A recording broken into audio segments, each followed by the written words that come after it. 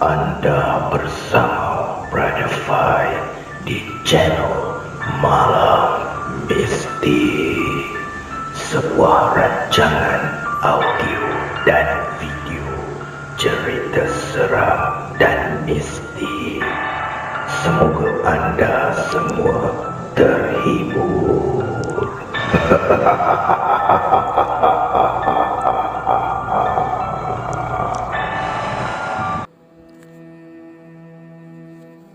Para pendengar Malam Mistik, pada malam ini Brother Fai akan sambung lagi kisah Nenek Neraka bahagian 2 yang datangnya daripada saudara Andy daripada Perubatan Emas Aura daripada Perubatan Aura Emas Al-Muallim.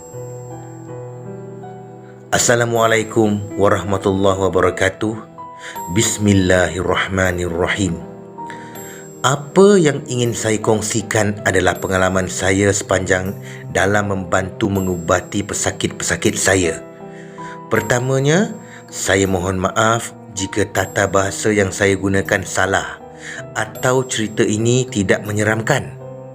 Niat utama adalah agar kita semua mendapat iktibar dari pengalaman ini. InsyaAllah. Terima kasih juga kepada admin kerana sudi menyiarkan cerita ini.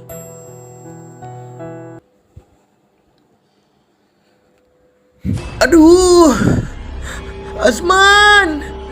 Kedengaran suara teriak Mak Leha. Mak! Kenapa dengan Mak? Ya Allah, apa dah jadi ni? Di mana aku sekarang? Kenapa aku tak boleh nampak apa-apa? Mak! Mak! Mak dekat mana, Mak? Mak kat mana? Mak tak boleh nampak apa-apa. Mak! Man boleh dengar suara Mak je. Mak, jawablah Mak. Mak kat mana ni? Apa dah jadi, Mak? Mak okey tak? Bunyi apa tu, Mak? Rintih Azman bertalu-talu. Hati Azman jadi tak sedap. Tak kedengaran lagi suara dari Mak Leha. Nek Wah juga sudah tidak muncul lagi. Mata Azman masih lagi dipenuhi dengan kegelapan. Azman buntu mencari jalan keluar. Ya Allah, sesungguhnya aku mohon pertolonganmu. Tunjukkanlah kepadaku jalan keluar agar aku dapat berjumpa dengan mak aku semula. Ya Rabb. Doa Azman. Hati Azman merasa sangat risau pada keadaan Mak Leha. Tiba-tiba, Azman teringat petua Mak Leha ketika mereka pernah tersesat jalan satu ketika dulu. Lalu, Azman mula membaca surah Al-Fatihah hingga ayat ke-6. Diulang 3 kali sambil diniatkan memohon petunjuk jalan keluar dari kegelapan dan dipertemukan dengan Mak Leha. Kemudian dihabiskan semua surah Fatihah tersebut. Setelah itu, Azman selawat 3 kali dan menyapu matanya perlahan-lahan. Di hujung mata Azman mula muncul satu titik cahaya. Dia mengikut ke arah cahaya tersebut. Semakin lama, semakin dekat. Akhirnya, Azman sampai pada cahaya terang yang membentuk seakan pintu yang terang bercahaya. Dia masuk melalui cahaya tersebut dengan Bismillahirrahmanirrahim. Azman merasa dirinya seperti jatuh dari tempat yang tinggi. Mak!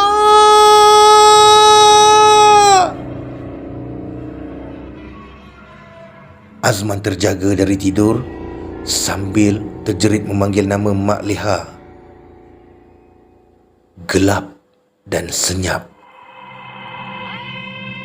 Terus dia pandang kiri dan kanan. Alhamdulillah, dia kini berada di ruang tamu rumah arwah Nek Wah. Berpeluh-peluh dan tercungap-cungap Azman seperti orang yang baru habis berlari. Azman bangun dan perlahan-lahan dia berjalan ke bilik tidur Mak Leha. Bilik Mak Leha dalam keadaan gelap Mak Leha memang tak boleh tidur dalam keadaan terang. Azman ni kenal benar dengan perangai mak dia. Dijengahnya ke dalam bilik. Azman sengaja tidak buka suis lampu sebab tidak mahu mengganggu Mak Leha. Dia amati betul-betul dalam keadaan gelap di atas katil. Tapi Azman tak jumpa susuk tubuh Mak Leha. Mana pula mak aku ni? Soal Azman. Azman menyeret pandangannya ke arah tepi katil melalui samar-samar cahaya lampu dari luar rumah. Azman terkejut bila mana nampak ada almari yang tumbang di tepi katil. Cepat-cepat Azman buka suis lampu. Ya Allah, Mak! Kelihatan susuk tubuh Mak Leha terperosok di bawah almari yang tumbang. Mak Leha tak sedarkan diri. Cepat-cepat Azman menolak almari yang tumbang itu ke tepi dan memangku Mak Leha. Mak, bangunlah Mak. Ya Allah, macam mana boleh jadi macam ni Mak? Teriak Azman. Suara Azman makin serak dan air matanya mula berjujuran di pipi. Darah yang pekat membasahi kepala Mak Leha. Mak Leha terkulai layu di pangkuan Azman.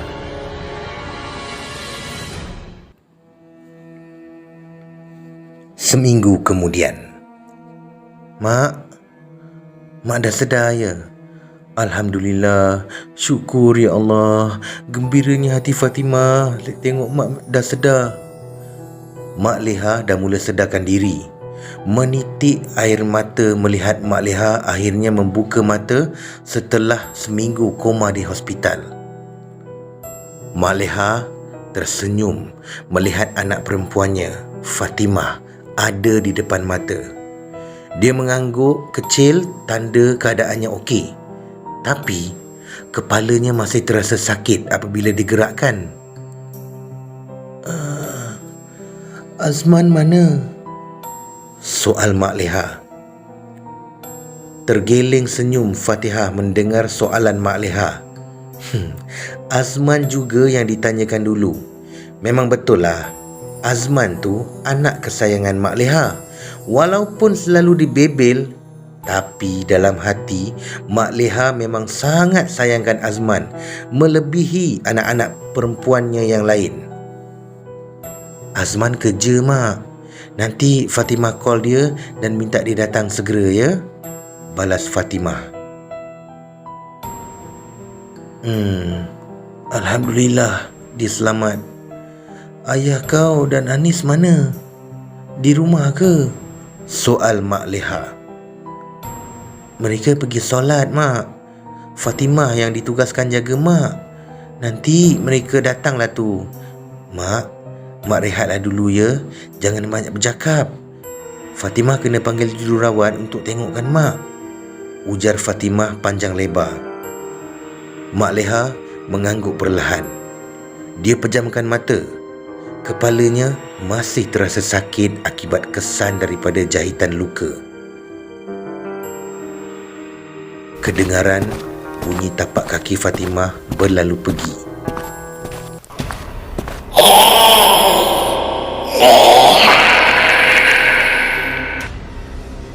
Terdengar satu suara sayup-sayup memanggil nama Mak Leha. Mak Leha buka mata perlahan-lahan. Kosong. Dalam wad tersebut tak ramai pesakit. Hanya 2-3 orang saja dan semuanya dah nyenyak tidur.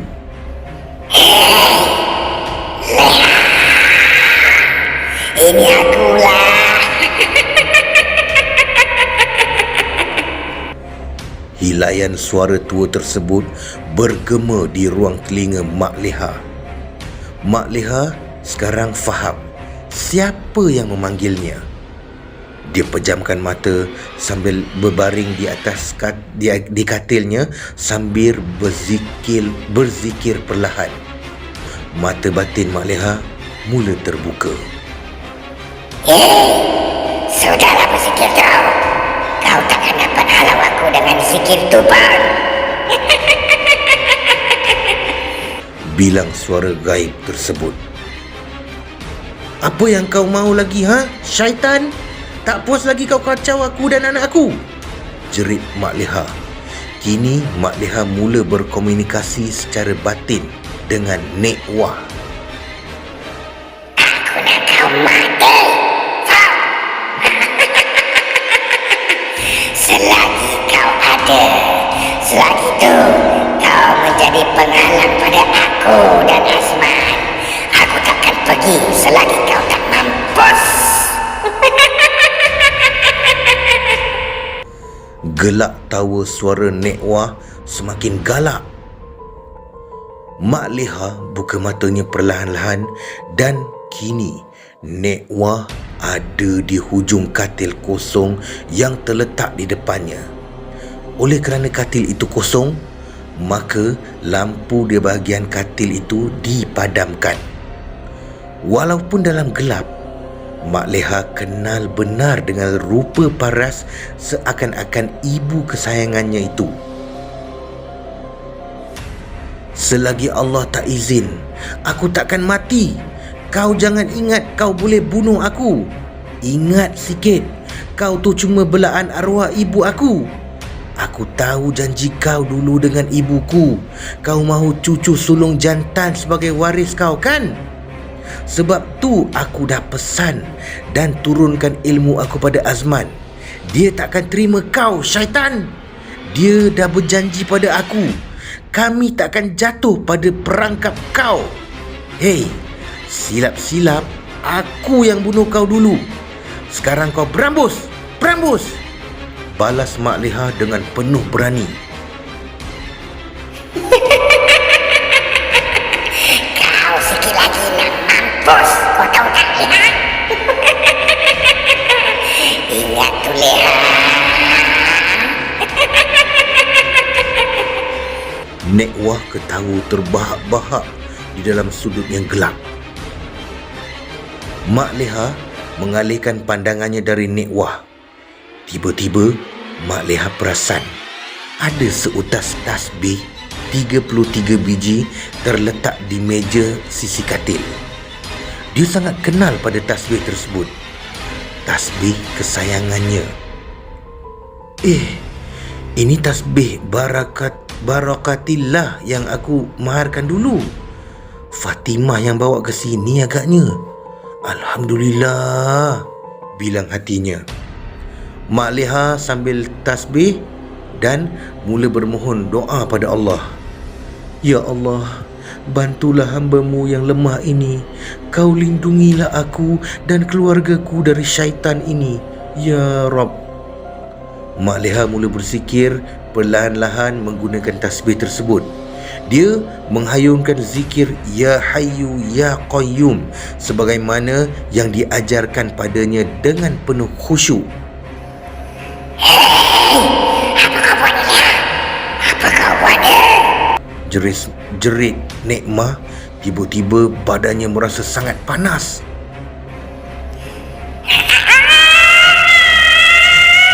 Berhenti, Leha. Aku jangan berhenti berzikir. Celaka kau, Leha. Ilmu apa yang kau pakai ni? Laum Nek Wah.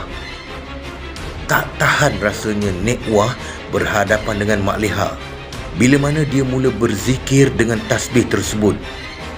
Mak Leha mula jeling menggunakan anak mata ke arah Nek Wah. Melalui pandangan batinnya, Mak Leha nampak ada pusaran hitam yang melingkari Nek Wah seolah-olah sedang melindunginya. Mak Leha teruskan berzikir dengan lebih khusyuk. Tiba-tiba, entah dari mana muncul pedang-pedang besi berapi mengelilingi Nek Wah.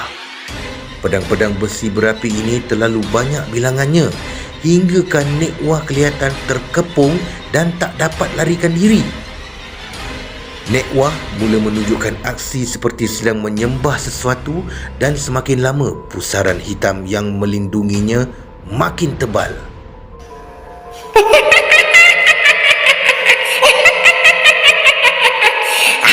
Aku aku dengan pedang-pedang kau. Lihat. Itu bukan pedang-pedang aku. Itulah senjata yang Allah kirimkan untuk membantu aku. Hari tu kau tolak almari hingga terhempap dan cederakan aku kan?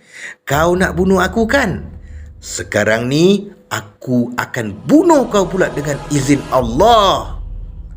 Mak Leha teruskan berzikir dan dia nampak pedang-pedang besi yang berapi-rapi itu mula mengelilingi pusaran hitam dan kemudiannya ia mula menyerang bertubi-tubi ke arah pusaran hitam yang membentuk seperti pagar gaib pada Nek Wah tersebut. Tak lama kemudian, prak! Satu bunyi yang sangat kuat seperti bunyi kaca yang terhempas menyinggah ke telinga Mak Leha.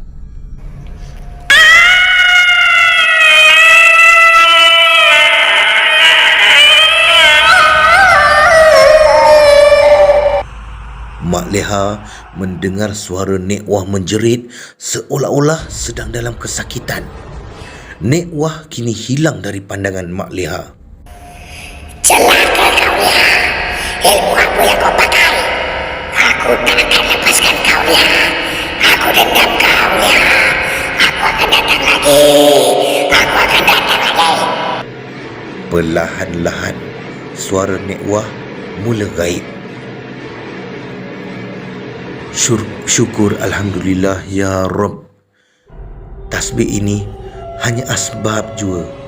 Kau juga penentu segala-galanya ya Rabb. Terima kasih ya Allah kerana selamatkan aku dan keluargaku kali ini. Mak Leha menadah tangan tanda mensyukuri redha Allah dalam memberinya kemenangan kali ini. Aku tahu kau bukan ibu aku. Mana mungkin ibu aku yang dah lama meninggal boleh kembali? Kau adalah jin peliharaannya yang diambil untuk membantu mak aku sepanjang dia menjadi tukang urut kan? Aku takkan terima kau. Keturunan aku tak akan terima kau. Aku akan cari jalan untuk putuskan apa saja perjanjian antara kau dan keturunan aku. Ikrar Mak Leha pada diri. Jari jemarinya terus berzikir membilang tasbih di tangannya. Mak, doktor dah datang. Ayah, Hanis dan Azman juga datang sekali, Mak, bilang Fatimah pada Mak Leha. Mak Leha menjengah di belakang Fatimah. Kelihatan ahli keluarganya sedang mendatangi ke arah Mak Leha. Mak, Mak dah sedar, teriak Azman dari jauh. Tiba-tiba Azman berlari laju dan memeluk Mak Leha dengan erat. Mak, maafkan Man, Mak. Maafkan Man. Man gagal jaga Mak sampai Mak cedera macam ni. Ini semua salah Man, Mak. Ini semua salah Man. Teresak-esak Azman memohon maaf pada Mak Leha. Sedih sungguh rasanya bila mana mak yang sangat dia sayangi cedera ketika dalam pengawasan. Tak putus-putus Azman menyalahkan dirinya atas apa yang dah terjadi pada Mak Leha. Mak Leha menepuk bahu Azman perlahan-lahan. Dia tenangkan Azman yang sedang teresak-esak dan Mak Leha beritahu Azman bahawa apa yang terjadi adalah ketentuan Allah. Ini adalah sebahagian daripada ujian yang Allah dah takdirkan dalam hidup mereka dan patut dijadikan pengajaran dalam hidup. Azman mengangguk tanda faham. Pak Abu minta Azman ke tepi untuk memberi laluan kepada doktor bagi memeriksa keadaan Mak Leha. Alhamdulillah, keputusan doktor memberitahu Mak Leha dalam keadaan baik dan boleh pulang setelah beberapa hari. Pak Abu turun sujud syukur setelah mendengar perkabaran gembira tersebut. Kita akan bersambung untuk kisah nenek dari neraka ni di masa yang akan datang. InsyaAllah, jika ada rezeki dan ilham darinya serta sokongan dari semua, InsyaAllah saya akan sambung lagi ya. Terima kasih kepada semua kerana menyokong dan mendengar kisah saya ni. Mohon maaf jika ada salah kata. Assalamualaikum semua. Waalaikumsalam warahmatullahi wabarakatuh. Terima kasih Saudara Andy. Terima kasih Brother Fai.